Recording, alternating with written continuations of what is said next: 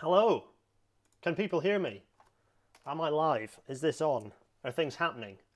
I'm waving, but no one can see pictures. You're up. We're 7 seconds in. Oh, crikey, that was a bit of a mad rush. Sorry, I've actually been working a bit late with the day job, as one ought to. Um, hello, everyone. Let's do this. In fact, let's do this.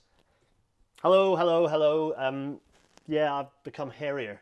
You can watch all these rail natters, and I've become more and more scraggly as we've gone on. Um, Welcome, everyone. Hello. We are Let's Go Smallface. We're here to talk about the Forth Bridge. But first of all, let's say hello to some folks. Who's here? Let's have a look.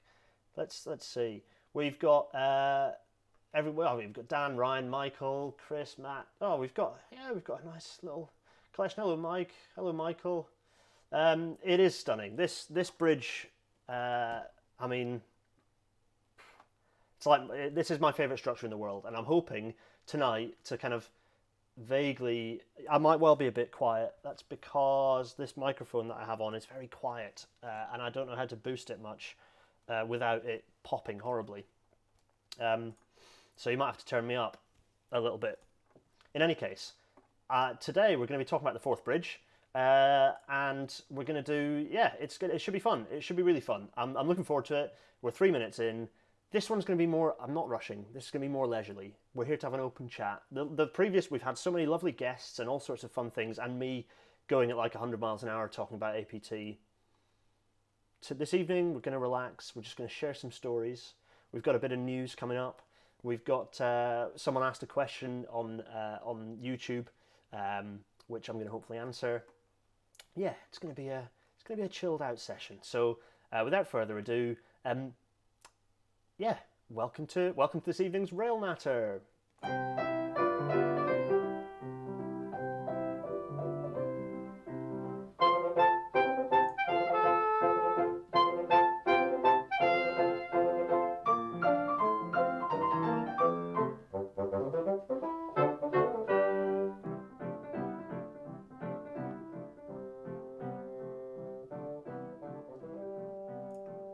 Ah, there it is, fading out happily. I didn't quite stack my timing. Let's bring back my big face. How is everyone? Are you all well? I think a lot of us are getting to the point, certainly in the UK, where we've had lockdown for how long? How long is it now? Oof, a while. Um, we're all getting a bit sick of it. I miss being in trains, travelling places. If I'm in a train, I'm happy because I'm seeing new places. Dean and I are, wanting to go and do things. We want to see friends, family. We're all there, but hopefully, this is a chance for all of us to, we're here with friends. Lots of familiar faces in the chat, which is really nice. We're going to just chat about something that I'm sure quite a few of us love. If you don't like the Forth Bridge, feel free to get involved and tell me why, and all of us will pile on you and tell you you're wrong. No, this is a place for friends. It's a happy place. um, yeah, let's go with. No, you don't want to see that. Let's go with. Let's get my little face up, and let's have a look through. Yeah, right. Oh, okay. So the news. Firstly, the news, as you can read about in Rail magazine, but also generally has been up and about.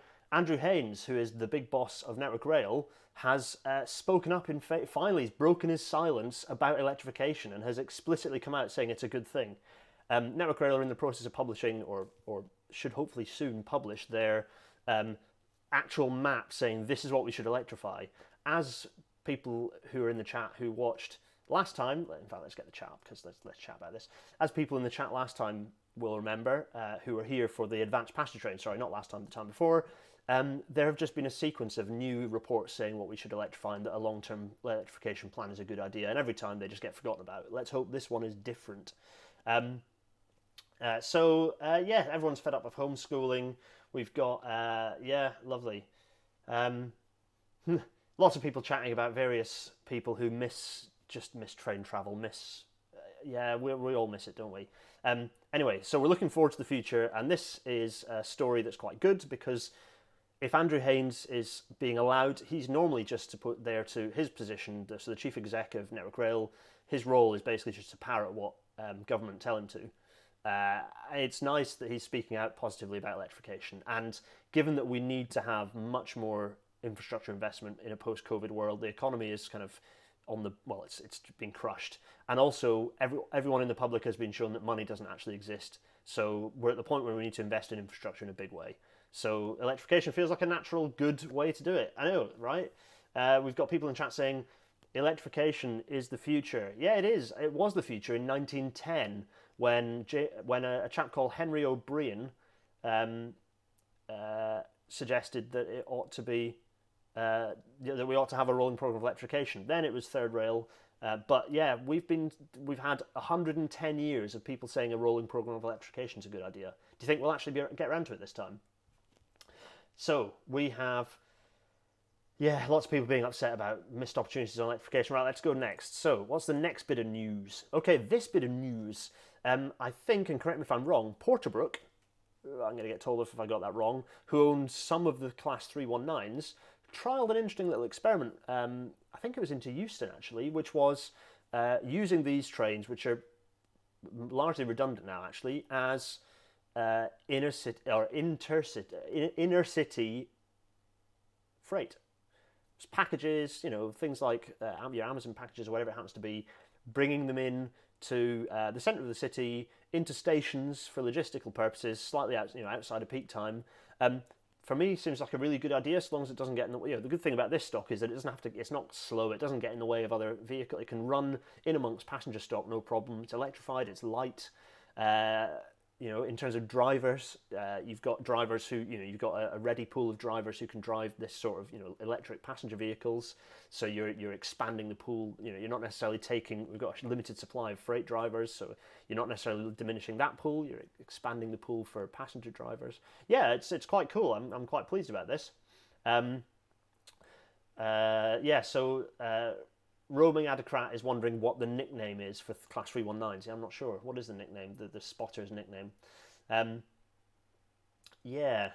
So, anyway, this is cool. What else is in the news? Oh, yes.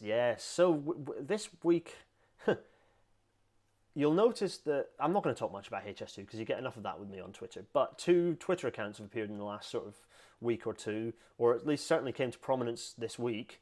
One of them is Extinction Rebellion for HS2, for High Speed 2, and the other one is Green Party people, Greens for HS2. This is cool. Finally, we're starting to see some actual flags of people who are in the Green movement who support railways, because if you don't support High Speed 2, then you're just basically opposing rail expansion. It's the cheapest, most effective, most time, kind of the quickest way to get a massive boost upgrade to our railway network. It's not in replacement of continuing to upgrade the existing network. We're still spending 4 times as much a year or 3 times as much a year upgrading the existing network. This is a longer term project. But anyway, so that's quite interesting. So go and have a look at what they have to say. The Greens for HS2 account did a really interesting thread on Ancient Woodland today, which is quite good. So I'd recommend going and having a look and seeing what they're up and on about. Right, what's next? Yes. So, in fact, if you'll forgive me, I'm going to just click on here. That's going to pause the video because that's how this works. I need to work out how to stop that from happening. But I had a question from, who did I have a question? Ashley Elgin asked the question, actually, which was, if I go back here, considering that Great Britain runs a lot of steam for cultural reasons, history, tourism, can I talk a little bit about the considerations taken to deal with hammer blow and other problems that steam engines can cause from a maintenance and construction perspective? Yes, I can. Here's a steam train and it's about to go past. Whee, it's me taking a video in Northallerton. Yes, hammer blow. Well, for starters, because the volume of... So my immediate response is steam trains do not make up... in the past, they made up a huge volume of rolling stock running. So every train, funnily enough, when you had the steam locomotives, before sort of the 50s, pretty much everything was steam. And so hammer blow is something you had to manage, understand. That's where kind of the wheels... because there's a piston driving it, you don't get a perfect smooth motion like you do with electric motors. You get kind of a piston effect, so the wheels sort of surge. You get kind of balance issues within the wheels that mean that you can get this sort of hammer effect on the track. So firstly, that issue isn't such a problem because we just have such a a tiny fraction of the rolling stock moving around. The locomotives on the network are now steam engines, so it doesn't make much difference. The other issue is that our track is actually a lot tougher now because we have to deal with so many. The annual tonnages we deal with on the railway now are so much higher than they used to be. Despite the fact that coal traffic has reduced a lot, we're running that many more trains that you still have high annual tonnages. Our track is just tougher. Since the use of pre-stressed concrete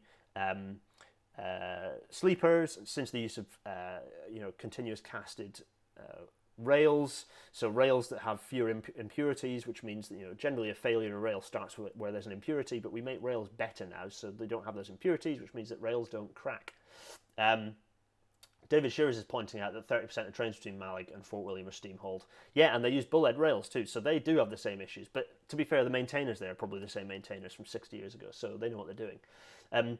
But broadly, certainly in the major parts of the network, track is tougher, but also we have much better inspection and maintenance regimes as well. So we have continuous inspection. We have the track measuring trains that have cameras looking at the track. So if there are issues that are arising as a result of steam trains running around the network, they're much more rapidly fixed, not because we necessarily employ more maintenance staff, but because we have better inspection regimes. Is that Chris Bird is pointing out that hammer blow mainly affected rail joints. We have far fewer bolted rail joints now. We have welded rails, so we've replaced a kind of a bolted joint with a welded connection between rails, so that helps as well. Dan, of course, Dan is vouching for the rail quality. Now you can say mean things now because anyway. Let's not go there, Dan. We can, yeah. Aliem wishes that let's have a look. The Greens. Right, Ailey is a Scottish Green, don't even have a policy on HS2. Yeah, well, indeed. But they wish they did so that they could make the point that they're different from the English and Welsh Green Party on that. But not yet. There are so many things we disagree with. Yeah, seem to be a lot. The difference between the Green Party, I'm getting political, but you can't separate politics and railways, I'm afraid. They're one and the same thing. The difference between the Green Party north of the border and the Green Party south of the border is the Green Party north of the border has formed national government, so has to understand compromise and realism. That isn't necessarily the case for some of the people involved in the National Party at a leadership level south of the border. There are lots of terrific councillors, and indeed, Caroline Lucas is a terrific MP. But I'd say that the overall Green Party doesn't necessarily have the management experience, shall we say, south of the border compared to north of the border. David Shearers is pointing out that hammer blows may not be an issue soon as supply of coal for steam locomotives is about to dry up as the UK's last 2 coal mines close. Yeah, that's a very good point.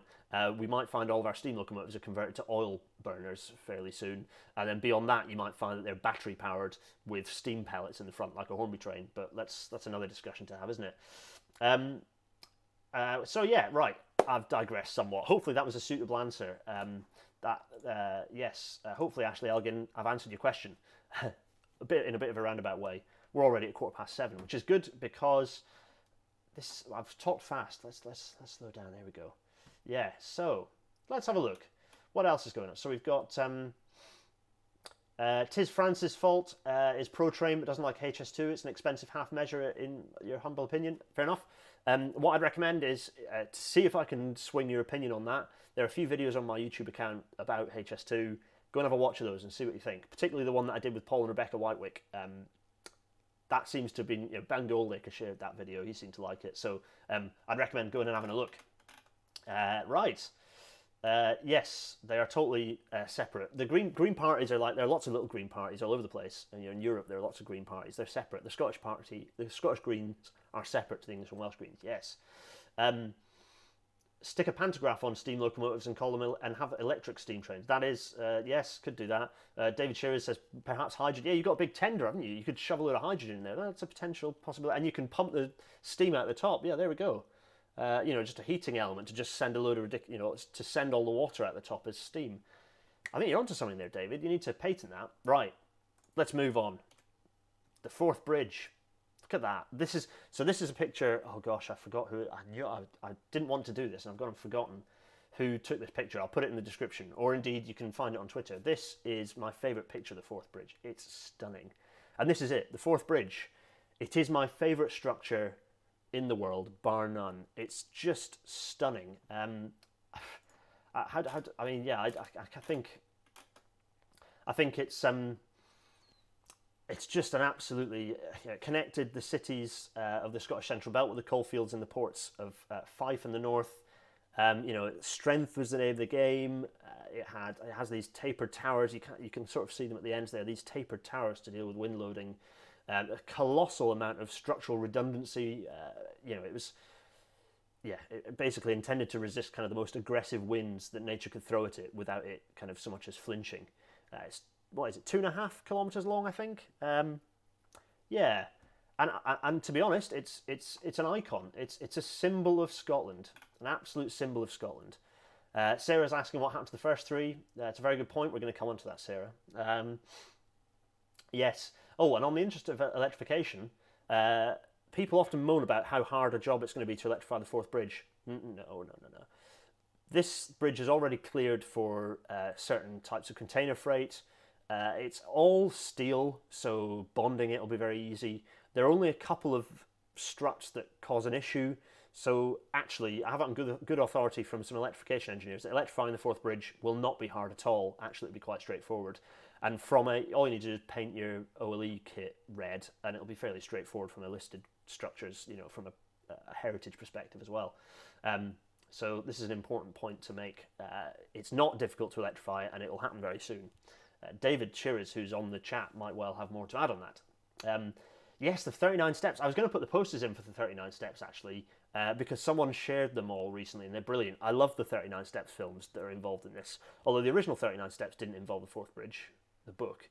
The films did. I think the one with Kenneth More in it, which was always my favourite because it was... Was it my favourite? In any case, maybe it isn't my favourite at all. It's feeble, but I always like Kenneth More because he's just always Kenneth More in things. And that one had the Forth Bridge because it's a fantastic set piece, isn't it? It looks terrific. The Forth Bridge must be discussed tonight. Oh, we talk the Forth Bridge. What? The fourth. See, I was going to call. Anyway, right. I digress. Right.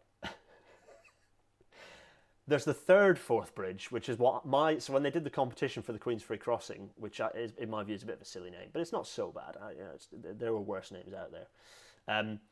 All the nationalist and royalist ones that were just rubbish. Queensferry I can deal with. I suppose that is a bit royalist, isn't it? But anyway, never mind. I liked it being called the third Forth Crossing, or the third Forth Bridge, because it is the third Forth Bridge. This is the new one, which, have I got a picture of the three? I think I do later. We'll come back to those. Because I think I've got a picture of the three, and from a structural perspective, it's interesting to compare them. Let's go to the next slide. Right, okay, this I'm going to touch on. This was my Forth Bridge piece I put in Rail Magazine a while back, which I've just published. No, I didn't just publish it. I published it a couple of months back on Medium, so you can read this. And it's just a piece. It was a love letter essentially, but a very long one. About the Forth Bridge. It's got some nice pictures in it, and a few kind of I was very pleased that I was asked to write this. In fact, I was honoured to be able to write a piece, a massive spread, loads of words. Oh, it was glorious. Loads of nerdy stuff in there, loads of great details. So it's on Medium. Go in and have a look. It might be in the description even of this video. Anyway, go and have a look. It's hopefully quite good. People seem to like it. Lots of little tidbits and facts and all sorts. And some of the maps I'm going to stick on a screen now we cover. But first, why do I love the Forth? So why for me is the Forth Bridge such an iconic structure, and why is it imprinted on my life so much? And I'm sure you've all got similar stories. For those of you who live nearby, so I lived in Inverurie, North Aberdeen, when I grew up, and we used to drive past the Forth Bridge. Normally on our way back north, actually. Dad, for whatever reason, would go Perth direction. He'd go Perth, Stirling, and down the M6 when we were going down to my grandparents in Devon or family in Cardiff or wherever it happened to be. And so I'd always be upset when we'd turn off. We'd go around the silly spirally M90 junction and whiz off towards Stirling from Perth. But on the way north, possibly because that was the way around that it was free in the toll, actually, in hindsight. My dad was very tight-fisted. we'd drive over the fourth bridge, the suspension bridge, which was always knackered, and it always goes gadunk gadunk gadunk as you go over, which was always fun. No one gets to do that anymore. Sad times. And we'd look across, and particularly when I was when I was kind of in my early teen, no, not even that, I was sort of around about 10, they had this run up to the Millennium thing, this huge clock on it. They hadn't illuminated it quite in the way they have now. It looks much more attractive now that it doesn't have scaffolding and it is illuminated wonderfully. But back then they had this kind of date countdown on it. It was that, for me, it was just iconic. I'd love it. I'd look across and just see this incredible structure striding across the Forth. It was brilliant. Matt Reed's asking who built it. We're going to get there. So, in fact, let's go to the next. In fact, you know what? I'm going to go to the next slide. So, I loved it so much. Here's me when I went to Edinburgh for university. Here's me as a moody-looking sort of late teenager, having visited Edinburgh for during an open day or something. And you can see the scaffolding in the background. This is 2007 or 2008. It's like my Facebook profile picture at the time, back when I actually used Facebook. That age is that. Me kind of looking a bit moody in some sort of cheap, probably Primark Converses and some jeans from Matalan. Absolutely rock and roll. Anyway, let's not worry about that too much. That's just showing how much I loved it. You know, I thought it was cool enough that I could put it as my Facebook profile picture. Right, Sarah, you were talking about how many bridges there were. Someone who has an indecipherable username on Twitter, but thanks to them, I think it's like AI underscore a 0 or something, or L, gave me a list of these. So these are the structures that preceded it on the Forth Bridge. So the Forth Bridge is actually the fifth bridge, technically, over the Forth. So you had, in order of where they are, so from upstream in Lochard down the Forth, you've got Gartmore Viaduct, which was built by the Strathendrick and Aberfoyle Railway, which later got gobbled up by the North British, I think. You have Stirling Forth Viaduct, which was, in fact, you've got two Forth Viaducts in Stirling. The first was built by, or the one that's further upstream was built by the Scottish Central Railway, and then the next one was built by the Stirling and Dunfermline Railway. I think the one that's upstream was the second one that was built when it was expanded, but people who know better than me will expand on that. And then you have the Alloa Spring Bridge, which was built by the Alloa Railway, which is further downstream, as you can imagine. They're all obviously where it's much narrower, but they are nonetheless crossings of the Forth. So if we're going to be accurate, the Forth Bridge is technically the fifth bridge over the Forth. Fifth railway bridge. I mean, we've also got the Battle of Stirling Bridge, which means there was a bridge over there quite a long time before that for road. And so there are probably several. In fact, the bridge in Stirling, the road bridge in Stirling would have been built a newer bridge. So actually, it's probably the eighth Forth Bridge. But anyway, if we're talking about railways, it's the fifth Forth Bridge. Let's have a look who's chatting. Ailey points out that bus and taxi drivers still get to go kadunk, kadunk, kadunk. Yes, that is true. Let's have a look. Kentish Railways, they're talking about being signalling engineers, and oh yes, that's right. YouTubing and all sorts. David Shearers is, let's see. Do they still paint it? Toby Farman asks, Toby Farman is asking if they still paint it. And as David Shearers points out, no, they don't. Because they don't need to. They use a proper oil rig paint that's full of waxy stuff and plastics. So it's less of a paint and more of a plastic wrap that's got colour. And that is what gives, in fact, let's whiz in here. Let's go back to this picture here. Yeah, you can see it's lovely red colour. It's actually plastic wrap really now. I could look at this picture forever. It's just stunning, isn't it? Absolutely stunning. Anyway, right, let's whiz on. This picture. So, who built it, you ask? Well, the consulting engineers, or the lead engineers, were two... Well, it's two people. It was the company was who built it was Sir William Arrol and Company, who later went on to become... What did they want to go on? Did they go on to become... Did they go into Freeman Fox? Or anyway, someone else will tell me. But the actual design was headed by two already legendary engineers. So you had on the left-hand side here was Sheffield-born John Fowler.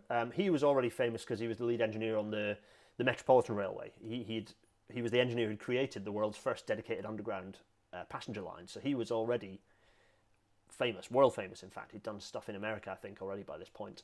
And he was ably partnered by a chap called Benjamin Baker from Frome in Somerset, who had also been one of his collaborators on the Met.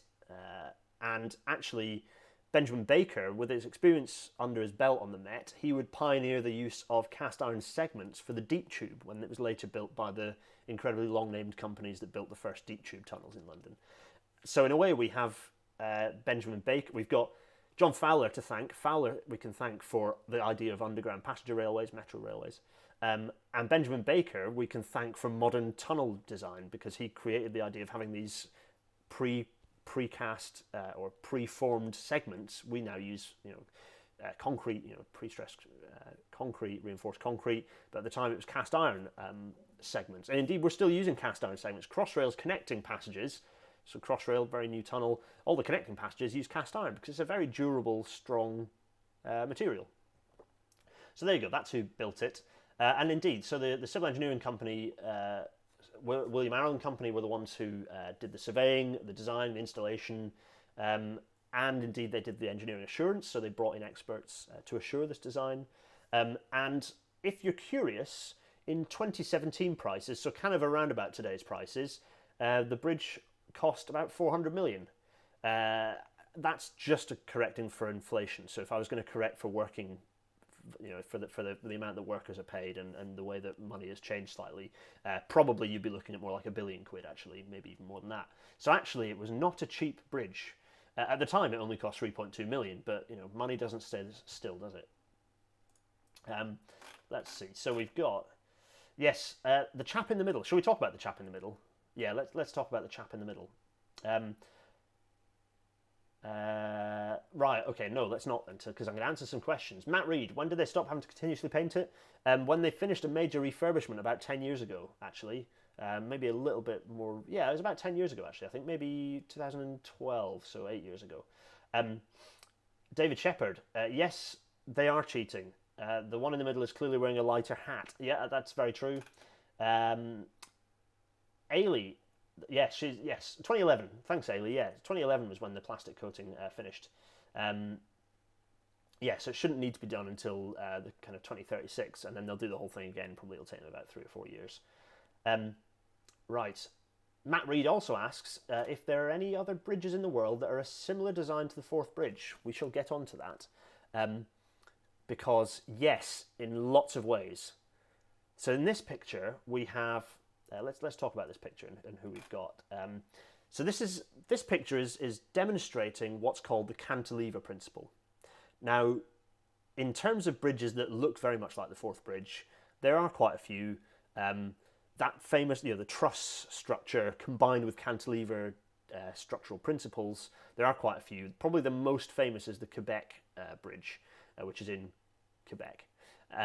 Which very closely follows this design. But in terms of the structural principle, which is the cantilever form, lots and lots and lots of bridges follow this form, thousands and thousands across the planet. And in terms of big structures, in the UK, the most obvious example is next door, which is the Queensferry Crossing, follows precisely the same structural form as the Forth Bridge. It's a cantilever type. It's cable stayed, but it's mirroring the same structural form. It's certainly closer in form to this bridge, to the Forth Bridge, than it is to the suspension bridge next to it. But also the second Severn Crossing is cable stayed. You have, what is it? Is the Queen Elizabeth Crossing, so the other Dartford Crossing, the bridge one, that's a cable stayed, I think, as well. If there's a cable stayed structure, and the small one that they built on the approach to the first Severn Crossing is also cable stayed. So all of your cable stayed structures follow the same structural form as this.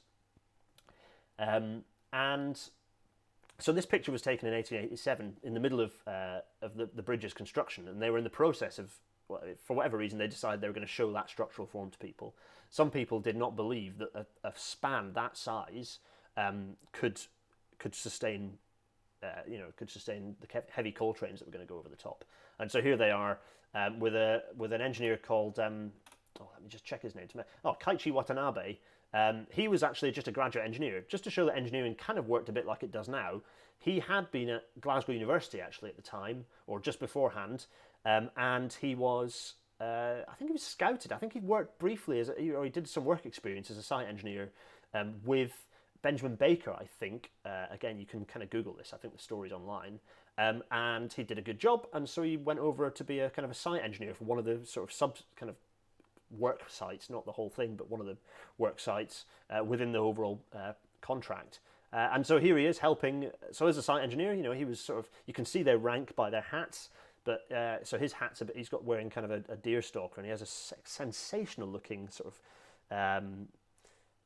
watch tucked into his pocket, which I'm jealous of, frankly. He looks awesome. It's a nice little suit he's got going on. In fact, they all look terrific. I'd go on to site with that. If we could have high-vis three-piece suits, that would be terrific.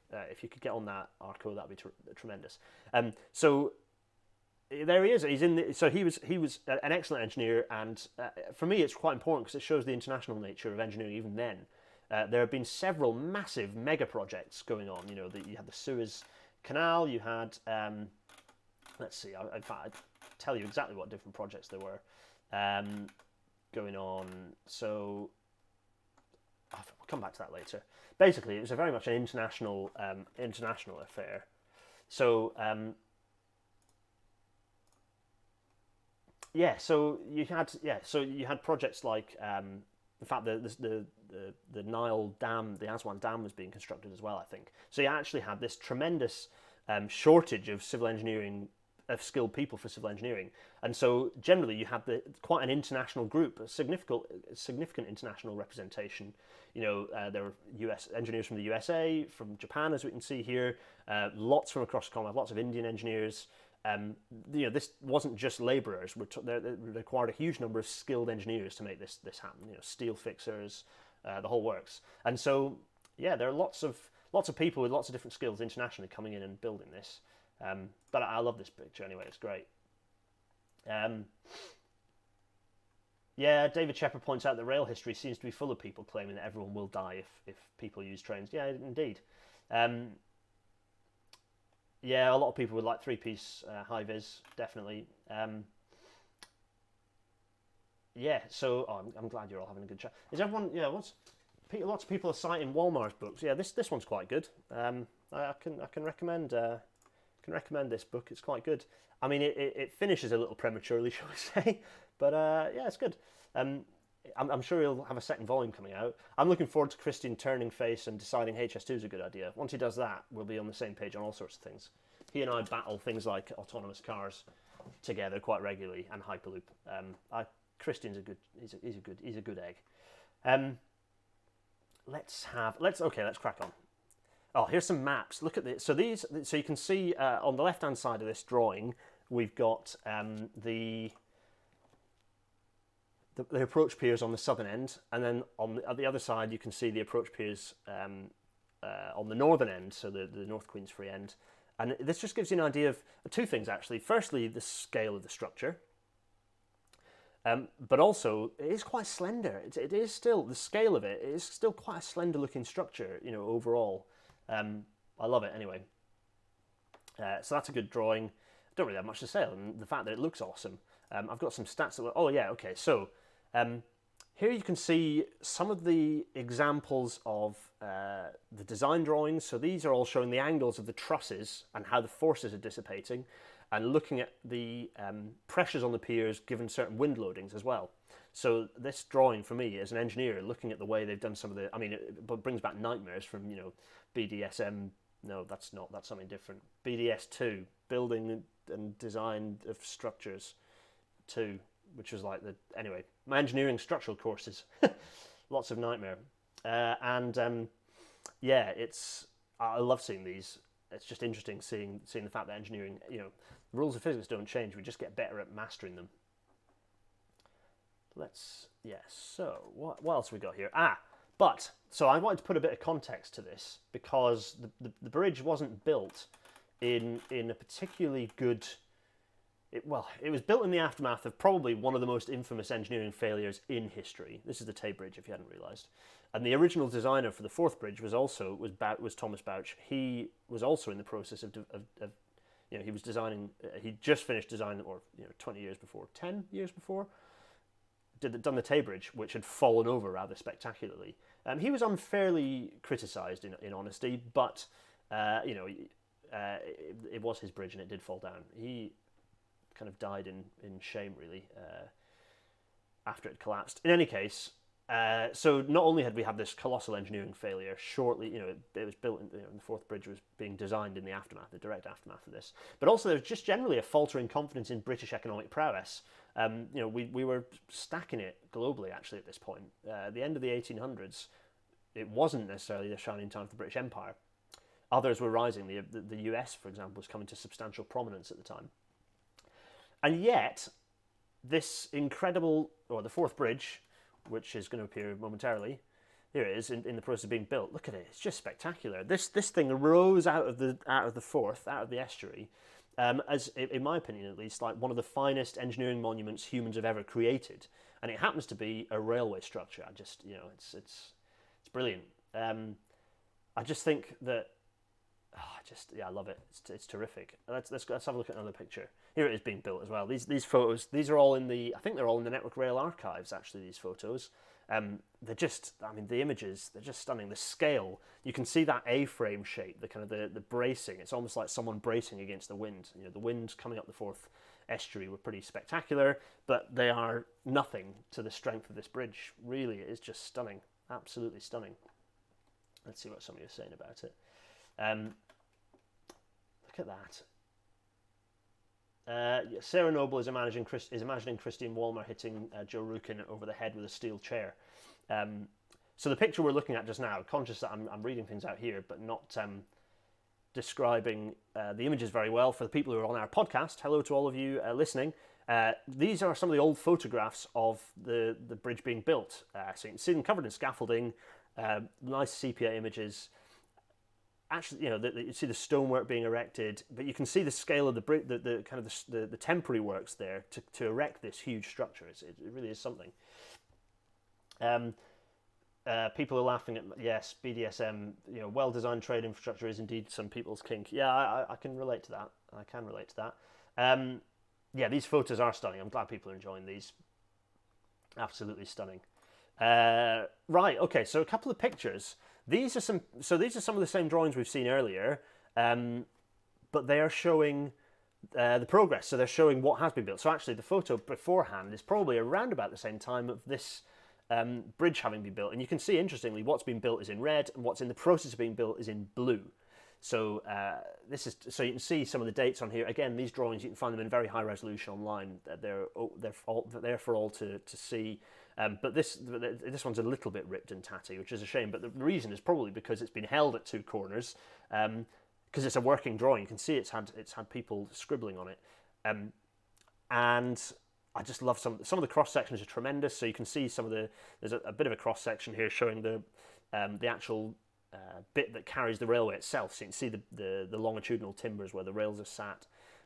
You can see the A-frame really nicely.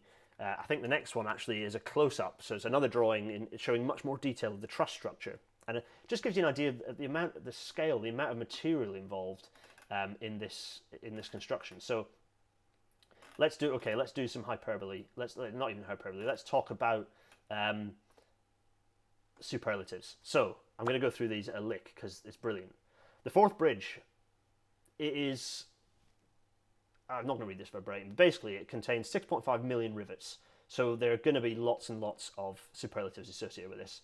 So the scale of the supply chain, wasn't just, this is a huge national and indeed kind of international effort. And the supply chain spanned the UK. So, and steel is a good way to it. So there are 62,000 tons, 62,200 tons of steel used in the construction of the bridge. Some of that was for temporary works as well, actually. And the rivets of those was 4,200 tons. They were provided by the Clyde Rivet Company in Glasgow. That's only for starters, though. So we had 12,000 tons of structural steel came from Siemens' steelworks in South Wales. Another 38,000 tons were supplied by the Steel Company of Scotland's works, which was near Glasgow. And a further 8,000 tons that needed to be ordered later on were provided by Dalzell's Iron and Steel Works in Motherwell. So you can see it's quite a major supply chain. So that's 62,000, or around about, over 60,000 tons of steel. To give you an idea of scale, the Ordsall Bridge weighed less than 600 tons, and that was a huge bridge. So the Ordsall Bridge was 100th the size of the fourth bridge in terms of steel. 100th the size. Just gives you an idea of scale. This is a monument built to last forever. The What else? We've got 1/3 tons of masonry was used, so that fills a volume kind of 25% greater than the whole of the Royal Albert Hall. There was so much Portland cement used to kind of stick all this stuff, all the masonry together, that it was that 1,200 tons were stored at any one time in a huge barge, and they were delivered up from the Medway. Actually, strangely enough, the vessel converted for this task was a bridge called the Hougoumont. I think I pronounced that right, which was the last ship used to export criminals to Australia, weirdly enough. Anyway, there's some superlatives. I won't say any more, but it gives you an idea of scale. You know, this thing was huge. Deal, Ailey, thank you for correcting me. It's another Mulgai sort of situation, isn't it? Deal, yeah, Dalzell, deal. Thanks. I'm an East Coaster, so, you know. Yes, lots of people... Oh, yeah, good. Michael Donner points out that he saw the original version of this drawing in York. That's exciting. 60,000 tons of steel. Yeah, lots. 62,200 tons of steel. It's a lot of steel. Next picture.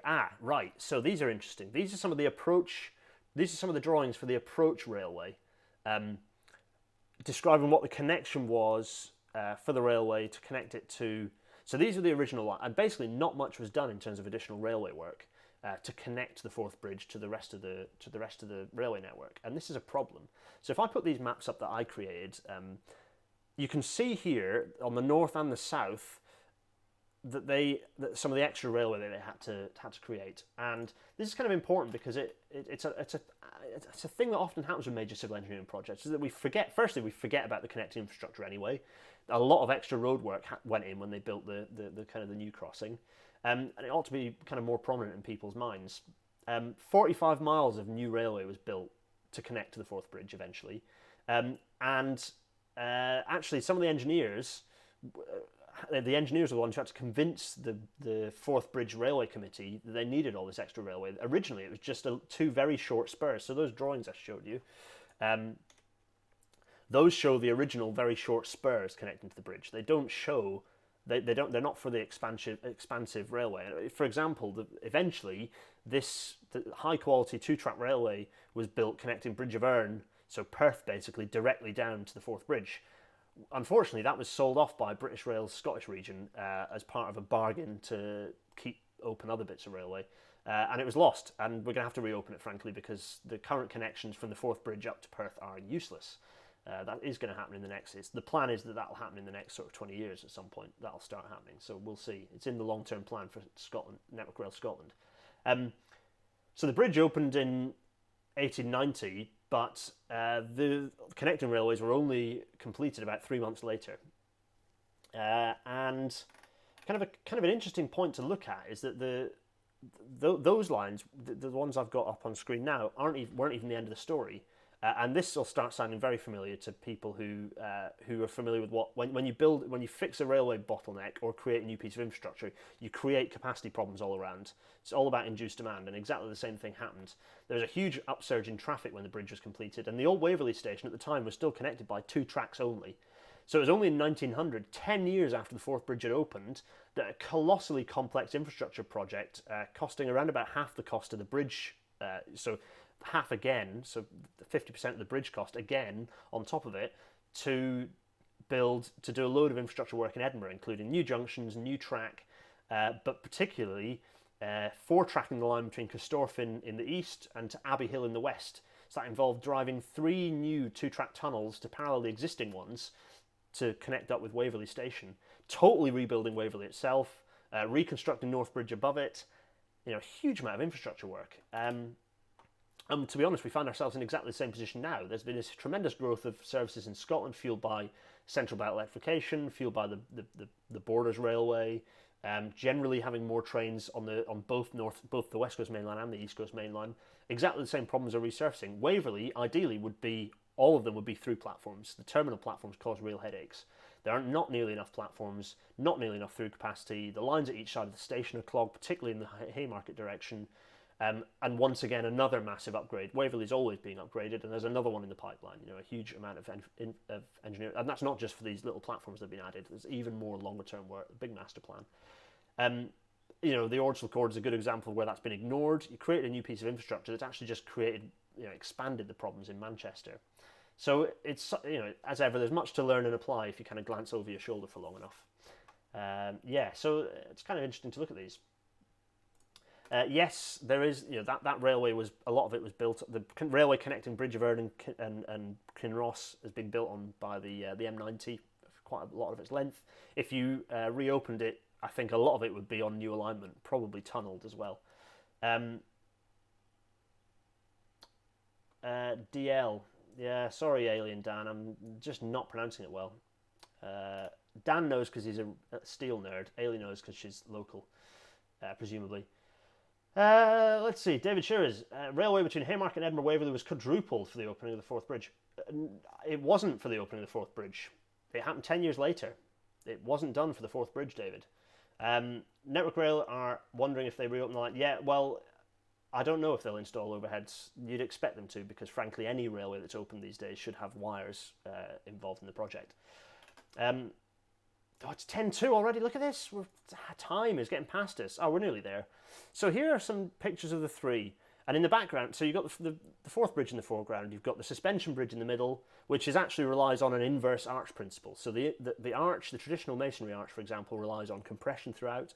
The suspension bridge is the exact opposite of that principle. It relies on tension throughout. So rather than compressing down onto an arch, you suspend everything off an arch, essentially an inverted arch, in tension. So it's worth. So I like looking at that because actually you've got two cantilever type structures. The third Forth crossing, the third Forth bridge, the Queensferry crossing in the background. It very much mirrors the design of the Forth bridge, in that you've got three piers, three major sort of central piers. Each of them relying on the cantilever, designed to support the central span, and you can see the nice interlaced sort of cable work on the Queensferry crossing, which I think is a stunning bridge, by the way. And again, you've got that long piered approach. You've got the long sort of viaduct approach on the south, and then the shorter one on the north. They not by accident, the two structures are very close in design. Although obviously the Queensferry crossing is a lot lighter. What am I going to talk about next, I wonder? Let's whiz in. Oh, just looking at some nice pictures. These are nice. I like these. These are the views. Sorry about the rationed pixels here. I love these views down. Nigel Harris took some wonderful ones that are in a previous issue of Rail magazine, and I love these because actually when it's in summer, you can see the steelwork rippling from how it expands. Just very strange, but very interesting. Yeah, right. So this is a picture, again, sorry about the pixels. This is a picture of one of the bothies. And the reason I put this in is because you've got an external view. This bridge, to give you an idea of scale of the bridge, it is big enough that it has lifts, it has stairwells, it has bothies. This thing is like a town suspended between the two kind of north and south Queensferry, and so this is a bothy with this view inside. It's a Getty image. I know it's got the watermark on it. I don't care. This is one of my favourite pictures. It's possibly my second favourite picture of the Forth Bridge after the one that I started this presentation with. Look at this. This guy, he's in oranges, but this is like mid-90s, right? 99p for cornflakes, with some Wiseman dairies, milk, and I just love this picture. Like, he's there reading his newspaper or his magazine. There's some vandalism on the wall. I love this picture so much. It's terrific, absolutely terrific. Just sums up so much. The hostile environment, but you're there in probably quite a warm bothy, surrounded by asbestos invariably. A bothy, sorry, for anyone who doesn't know what a bothy is just a hut, essentially. It's not a Scottish name. Well, there are lots of bothies in Scotland, but actually you get bothies all over the place in the UK. Usually in the countryside, and weirdos like me dive into them when we're resting in the evenings, when we've gone for a walk in the hills. It's not possible to camp in these bothies. Oh, Ashley Elgin, hello, nice to see you. Hopefully I answered your question earlier. It's not possible to camp in these bothies, but it'd be awesome if you could. I think they're probably a bit rugged around the edges. Oh, right, Quebec. So, here we are. Well, there's your problem, episode 14, the Quebec Bridge. It's worth a look if you want to know a little bit about the legacy of the Forth Bridge and the other structures it inspired. Matt, I think you were asking about this. So the second iteration of the Quebec Bridge, so the first one was a unique design, collapsed because it was rubbish. The second one collapsed because of bad temporary works, bad management, and a few other things. But find out about that by watching Well, There's Your Problem, which is a lot of fun anyway. But it leaned heavily on the experience gain, if not the direct design, the experience gain during the construction of the Forth Bridge. An Irish engineer, Maurice Fitzmaurice, terrific name, worked very closely with Benjamin Baker on the bridge. And he held a role in the committee into the infamous collapse of the first Quebec Bridge. Sadly, there was a collapse on the second one as well, which is what this is a picture of. It's the collapse of the central span. Not great history, the Quebec Bridge. Anyway, watch Well, There's Your Problem for more on that. I'd recommend it. It's good fun. So here's steam things going through. Is this Tornado or is it Scotsman? I can't tell. I don't know enough about steam trains. That looks like Scotsman, doesn't it? Yeah, it's Scotsman, isn't it? In any case, there's Scotsman. And there's a Scotsman again, but older one with different bits attached to it. That's right, yeah. That's Cuneo, Terence. And here he is drawing it. And indeed, he used to draw the Forth Bridge quite a lot. This is probably my favourite of his because it really captures the energy. There's a great story that I did a Twitter thread on of him up in, hanging on for dear life, kind of painting the Forth Bridge, kind of desperately painting it. And he came back down having kind of had this kind of near-death experience in the wind, kind of desperately holding onto his pencils and his sketchbook. And I think one of the engineers kind of working on, one of the maintainers on the bridge kind of said, yeah, there are like 60-mile-an-hour gusts going on. No wonder you're nearly blown off. So that's, he had quite the experience up there. But I think that he really captures the energy of it with 60031, whichever A4 Streamline Pacific that is, going through the bridge here. I love that. And actually, famously, this then became one of the Scotland for Your Holidays posters, which I think is terrific. There's a mouse in there somewhere. Brian Monroe is saying, thanks for your programs, as they're brilliant, just as good as Jeff Marshall's content. Jeff Marshall has a spectacular budget. I wouldn't try and compare myself to him. He has a budget and does this full time. I'm an engineer and do this in my spare time, which is why it's a bit rough around the edges. Matt's going to move to Scotland to try and get a job on the Forth Bridge. I'd recommend it. Kentish Railways would have just called them PW or patrolmen's huts, being a southerner. Well, yeah, but in Scotland they would call bothies. I think they're called bothies in the north of England as well. Bothies is like an outside of the south thing. I don't know if it's just Scottish, but it might well be. A sort of a Scottish thing that's made its way south. Some people have got jigsaws of this picture. Yeah, I'll bet you do. It's interesting, isn't it? This one's a different. I'm just looking at the brushstrokes on this. Is it actually a different painting? Or is it just that when they've recreated... I think they've recreated it and changed the colour. Yeah. Anyway, that's a segue, isn't it? What would happen if they tried to quad-track the bridge?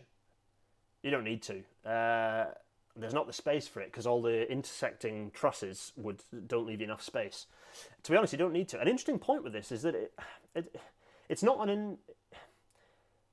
the line speed is quite low. They probably could do structural works to increase it. It would probably it would be over expensive, and it's not necessarily necessary because actually by having the speed lower, they can kind of send more stuff through. There might well be structural works on it to improve its capacity over the next 30, 40 years. At the moment, more trains travel over the Forth Bridge than travel over the Selby diversion in terms of capacity. So it's a very busy stretch of railway line. It's a major trunk route for connecting Scotland north and south. But there are other things to do first in terms of capacity. The signalling around. Actually, just like Welwyn Viaduct area, if you flight trains through there quick enough, so you increase the speeds through the approach S&C, for example, switches and crossings. If you flight enough stuff through there, so conveyor belt trains one by one going through, the capacity issue isn't necessarily the Forth Bridge; it's the infrastructure around it. So there's a lot to be done first before you'd worry about quadrupling the Forth Bridge. Interesting question, though. I've never really thought about it. What rolling stock goes over it is what Toby Farman is asking. Is it just 170s? No, there's all sorts. There's still freight trains. You've got the short form HSTs, kind of a bit of a stopgap before electrification rolls out a bit. There's the 150. There's a lot. There's a decent range of different rolling stock runs over. Actually, I'm sure if you search.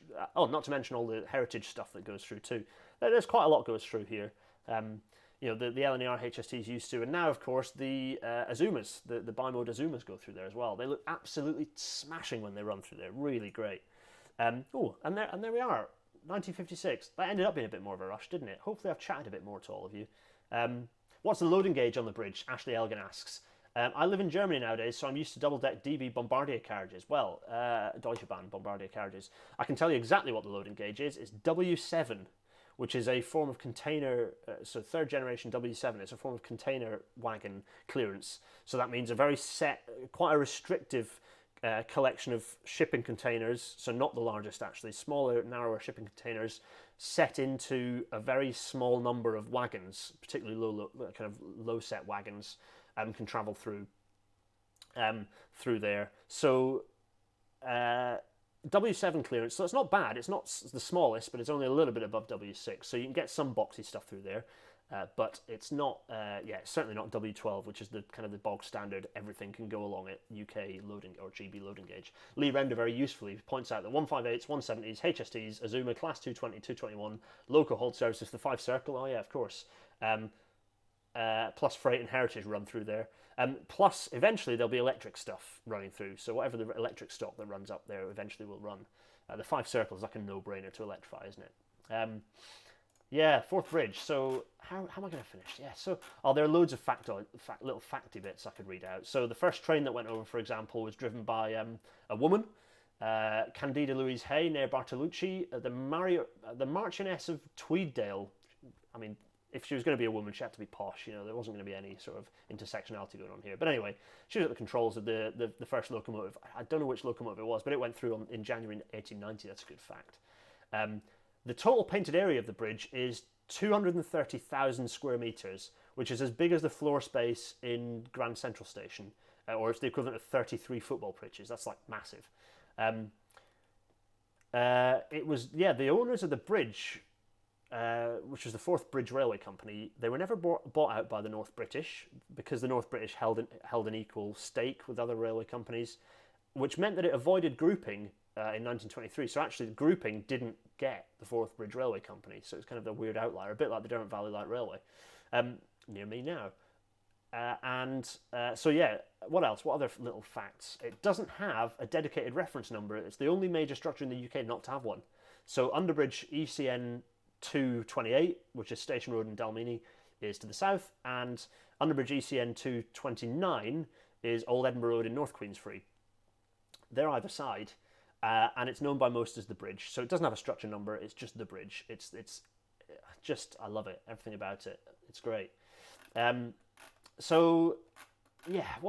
can I say? It's the eldest of the three. It's one of. I mean, all three of the bridges here are record topping. This one's just terrific. I've broken the hour. I wasn't going to, was I? I love it. I just want to. Yeah, it might. I think it's the best representative of what the future holds for transport. The other two are road bridges. They're the past. This is the oldest and the most futuristic of the three bridges there, in my personal opinion. It is representative of the future of transport. And it's. I think. It's a majestic. It's an instantly recognisable structure. The numbers are just incredible. It stands astride. It shows what the railways could do. This huge estuary, wind-blown estuary with tremendous cliffside on one side, and kind of the railways just strode across with this incredible structure. And for me, I just love it for that. And that's why it's here. And I'm gonna finish soon. I promise. Ailey's saying that if we're talking about improving freight to Fife in the northeast, the more important thing to do is improve the Stirling Alnwick and Carden line. Yeah, absolutely agreed. Right, let's close out because I've already run past the hour. I was a bit late, so you're getting an extra couple of minutes. Giel, thank you very much as ever for putting this on iTunes, Spotify, Google Podcasts, and the other one. If you're listening to this on the podcasting services, of which there are several, hello from all of us in the chat, not just from me. Terrific. And what else am I going to do? I'm going to say, oh yes, next week is exciting. We have John Elledge off of the New Statesman and City Metric, a well and truly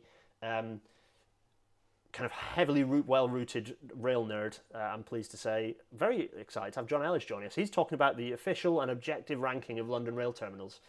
So basically, we're going to talk about all these lovely London railway terminals and why he thinks they are either rubbish or good in a certain order. We'll get there. We'll talk about there soon. Yeah, so that's next week. Do join us for that. That should be good fun. Oh, you know this bit. Those of you who are Patreon supporters, thank you so much. You allow me to do this. You support me, allow me to kind of eventually buy new microphone technology. Please do consider doing that. You get lots of bonus extras if you go into Patreon. Loads of bonus videos and all sorts of stuff in there. You get to tell me what the next episode needs to be, so you get to vote on episodes. All sorts of fun stuff. If you don't want to do that though, chuck me stuff on Ko-fi or PayPal. That's fine as well. Yeah, so let's go back to Big Face before I finish up. Firstly, to say thanks to all of you rail natterers for joining. We've got a mention. Look, all of us. This isn't just me. All of us have got a mention in the latest rail magazine. There we are. There it is, Rail Natter. Isn't that nice? So that's Rail magazine. It's a good issue. Pick it up. David Shearers is watching, but I'm sure he doesn't mind because Rail Engineer is good, but it's free, so you can get that as well. Yeah. Everyone, thank you so much for a really fun, quick, hopefully-ish, compared to the previous ones, an hour and a half with Tim. Good golly. Thanks so much for joining. John is joining us. Yeah, lots of people. Thank you so much for all of you joining. You've all been great.